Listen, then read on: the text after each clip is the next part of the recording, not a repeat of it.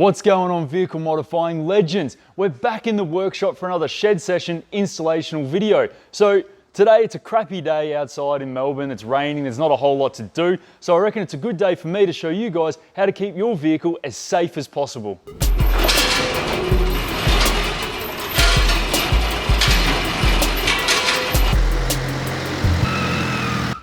Woo!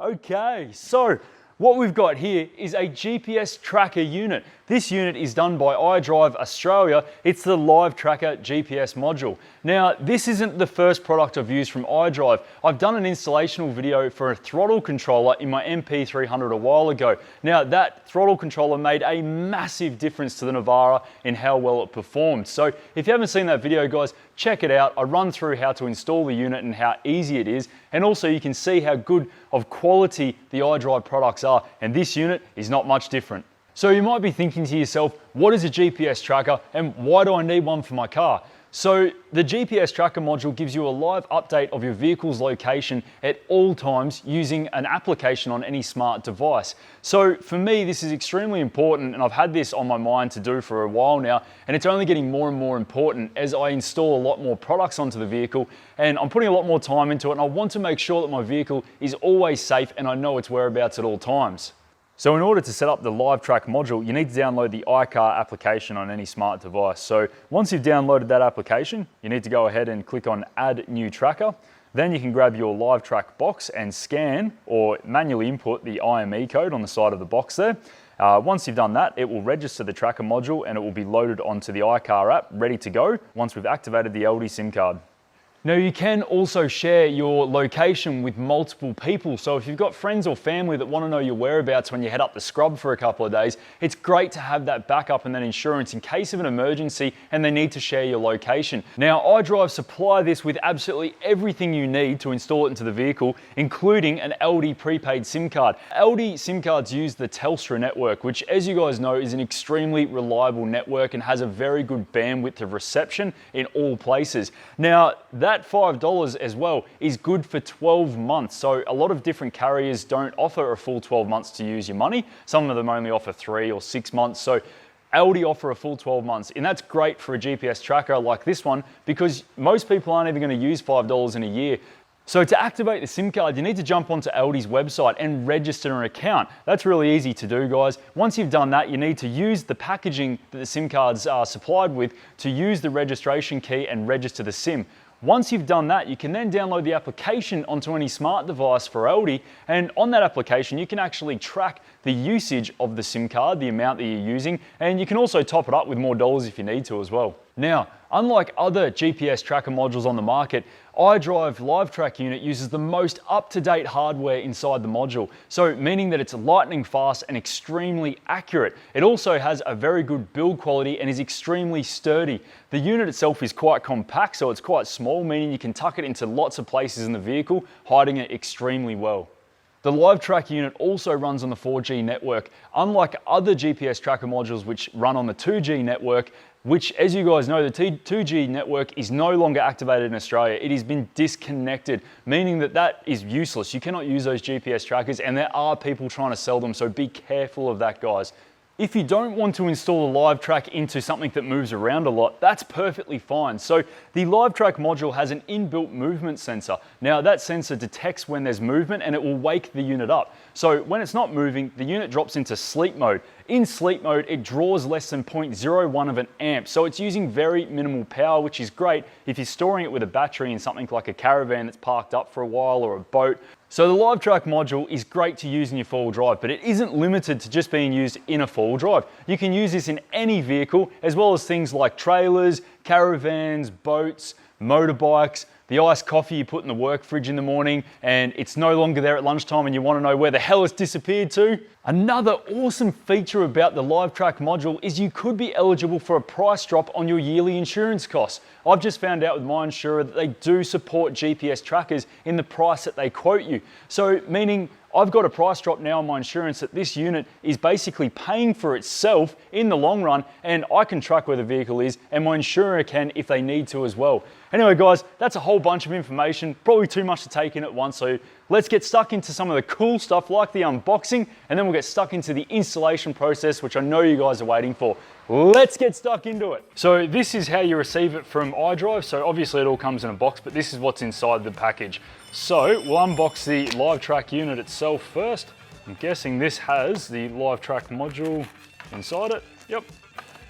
And over here we've got the wiring harness. Now that looks like it's got an inline fuse in the harness there, as well as a male connector, which goes into the Livetrack module female end.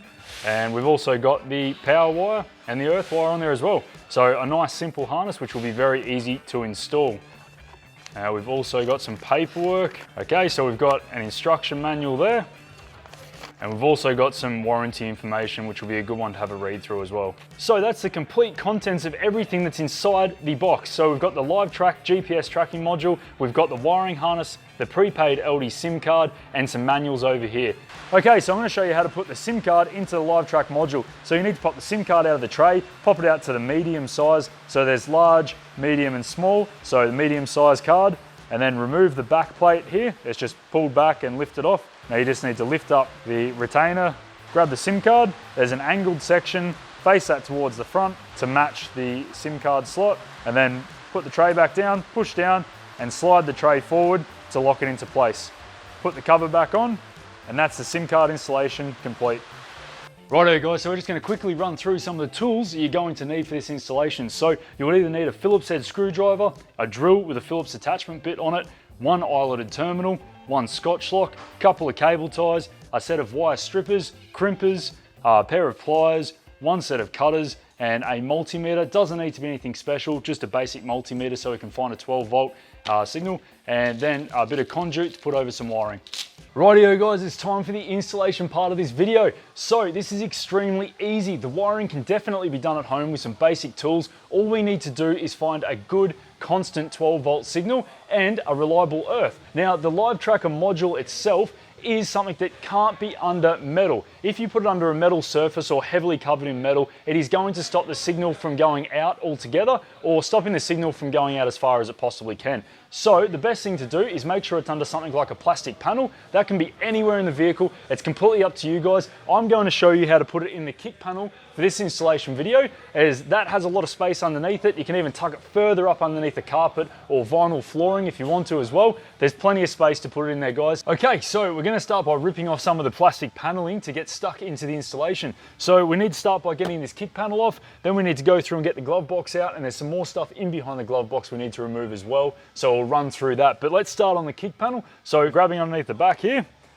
pulling that clip up first, and then just working your way forward, unclipping it as you go. Alrighty, so the kick panel's now off, so let's go on to this side panel here. Again, it's just a pull away situation, so just carefully unclip it from the 3 clips. So 1, 2, 3 clips.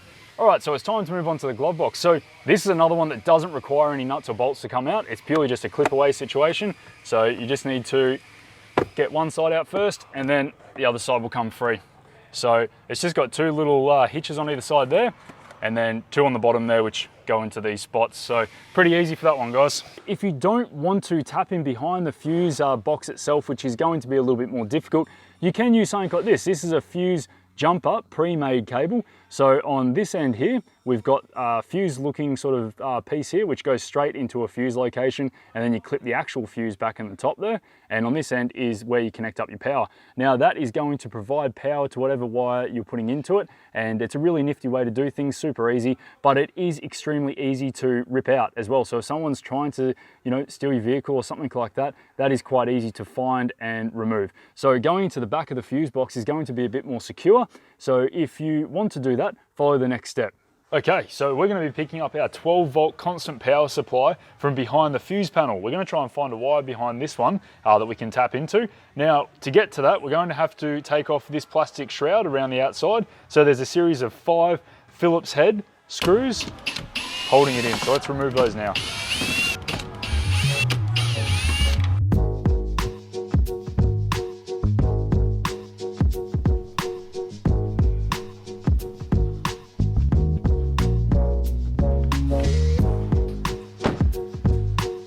Alright guys, we're going to take a quick time out from the Livetrack installation. I'm going to do some live shout-outs and answer a question on the channel. So, live shout-outs. Maddie J and Tom Redden. You guys have been following this channel since day dot, guys. You've always commented on the videos, you drop the likes, and I always see your names popping up in every single video I upload. So guys, thanks heaps for following the channel, it means a lot. I'm gonna answer a question. Now this question has come from George Zarafanitis. George, I hope I pronounced your name properly, man. I'm not good at names, so I hope I got that right. George has asked a question on the Ironman bull bar installation video. The Ironman bar looks awesome. How much does the bar weigh approximately? George, the bar weighs about 60 odd kilos, mate. So when you pick it up, you know that it's heavy enough that it's a good build quality and structurally sound, but it's not too heavy that it's going to weigh the vehicle down. All right, let's get stuck back into the Livetrack install and finish this one up, guys. Okay, so now we need to get to the back of the fuse box. So there's a few bolts. So there's one bolt up here, one bolt up here as well, and that should then release the whole fuse box forward. We've also got a few clips that we need to take out, one there and one more down here, so that everything sort of falls forward. That's going to give us more access to the wires behind it, so we can try and find the constant power ones.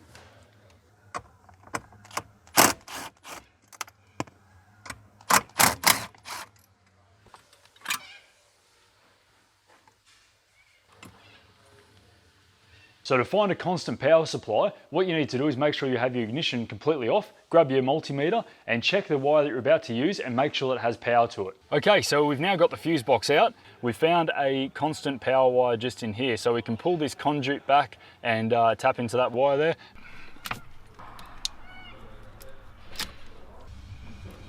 Okay, so it's time to grab the 12-volt power supply. So for this one, I'm going to use a Scotch lock. Now, I don't normally like to use Scotch locks because you can run the risk of them coming undone. Normally I do like to do a T in and then solder it up, but for the sakes of this exercise and for the ease of installation at home, Scotch locks are fantastic. So what you need to do is basically put the power wire in here and then the receiving power wire in through the other side, and then clamp down on this top piece, and it squashes the wires down and it cuts into them and basically connects the wires together and conducts a 12-volt signal. Okay, so grab your Livetrack wiring harness and we're going to use the power wire for this one. Grab your Scotch lock as well, put it over the power supply wire, and then grab your Livetrack power wire and feed it in through the other hole. Once they're both in there, grab a pair of pliers and squeeze down on the metal piece to lock everything in. That's locked in and that's locked in.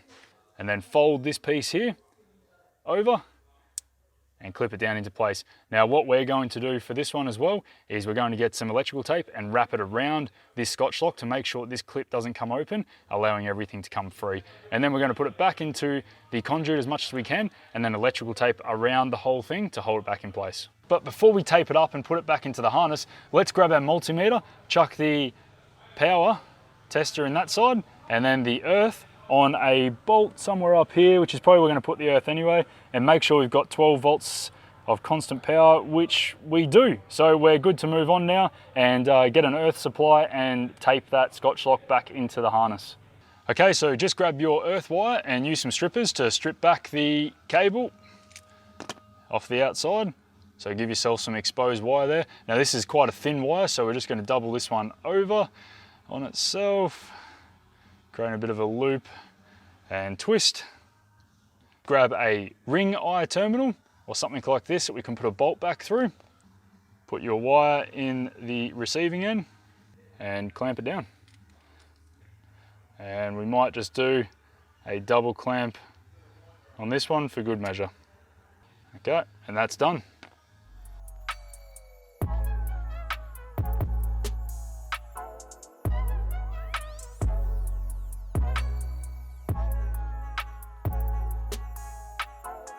Okay, so just put the fuse box back into place, and then from there we've pulled the earth wire forward, and we're just going to put it on the top there and put the bolt back through, and that'll give us our earth. And then put the bolt back in the other side.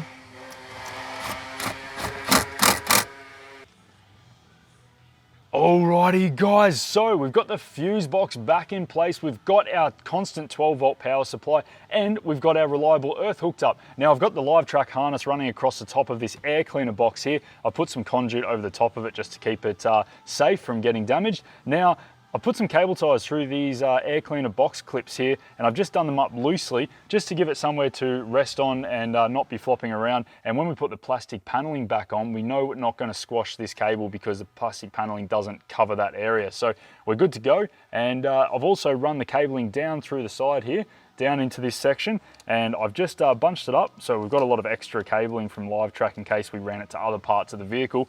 So go ahead and put the plastic shroud back over. We can put the kick panel back on the side here. I think go top first.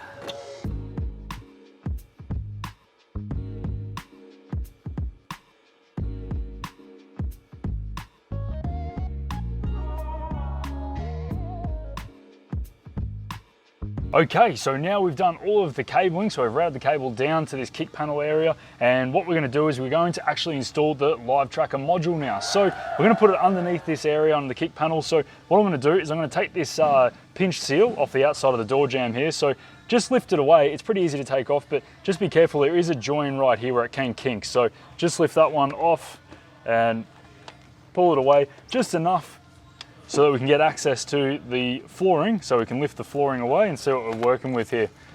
Alrighty, so there's plenty of space in there to put the module itself, but I'm thinking by looking at this cover here, this is like a little plastic box where it's housing some of the cabling itself and keeping it running smoothly. There's 3 clips on the outside of this box. I reckon we can lift that cover off and that Livetrack module should fit perfectly inside that box, and that would be a really good place to secure it. And there is no metal objects above it which is going to stop the signaling. It's all plastic, so that could be a good option for you guys. Again, this is just an option, giving you an idea of where you can put something like this in your vehicle. I may or may not be leaving my tracker in this spot.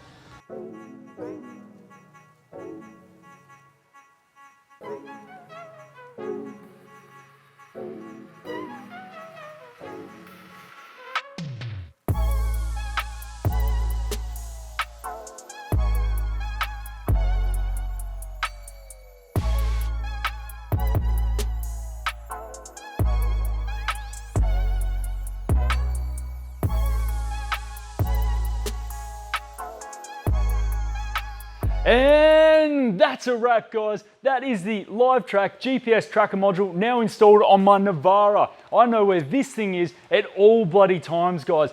I don't know about you, but that installation felt pretty damn easy. Something that I know you guys are going to be able to smash out at home in the shed, no dramas at all. Now, don't forget, if you're going to purchase one of these units or anything from iDrive, make sure you use the code JPCaptured to get a discount. If you enjoyed this video, as always, don't forget to drop it a big thumbs up for me. If you have any questions, drop them in the comments below, guys. I will reply. Now, a hot tip, if you haven't already, make sure you hit that subscribe button. There is truckloads more outrageously awesome shed session content coming your way really soon. Outrageously good shed session content, you say? I wonder what that could be. Maybe a complete suspension upgrade video for the NP300, guys. So I finally decided which suspension kit I'm going to run on the MP. It only took me forever to decide which way to go because there is tons of good suspension kits out there for these rigs. But this kit in particular has been getting some great feedback, which means I'm guessing you guys want to see how it's installed and what it's made of. So I'm going to do the installational video and also before and after on-road, off-road testing as well to show you what it's all about. So stay tuned for that one, guys. This has been another shed session video by JP Captured. I'll catch you guys again real soon. Hey, who took my iced coffee?